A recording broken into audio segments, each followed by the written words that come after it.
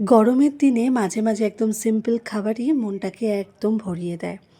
দুদিন আগে তাই ট্রাই করেছিলাম একদম হালকা একটা ভেজ রাইস, বাড়ির সব রকম সবজি দিয়ে, শুধু নুন, গোলমরিচ আর সামান্য পরিমাণ চিলি ফ্লেক্স দিয়ে বানানো।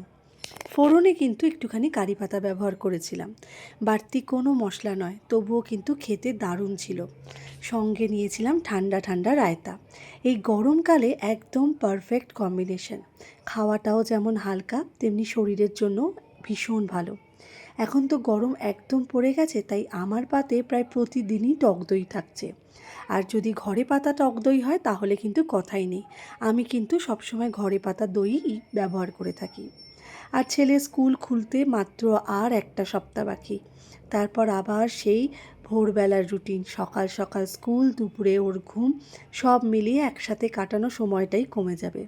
তাই এই কয়েকটা দিন একটু দুজনে মিলে নিজের মতো করে সময় কাটানোর চেষ্টা করছি। সেদিন আমরা মা ছেলে মিলে দুপুরবেলা একটা সুন্দর সময় কাটালাম, একসাথে বসে একটা সিনেমা দেখলাম, আর সঙ্গে নিয়েছিলাম ঠান্ডা ঠান্ডা তরমুজ। এই গরমকালে তরমুজ খাওয়ার কিন্তু একটা আলাদাই মজা আছে। সব সময় তো বাইরে বেরোনো হয় না, কিন্তু ঘরের মধ্যেই যদি এইভাবে ছোট ছোট মুহূর্তগুলোকে সুন্দর করে উপভোগ করা যায় তাহলে কিন্তু বেশ ভালো লাগে। আর তো মাত্র একটা সপ্তাহ, তারপরে আবার সেই চেনা রুটিনে ফিরে যাওয়া। যাই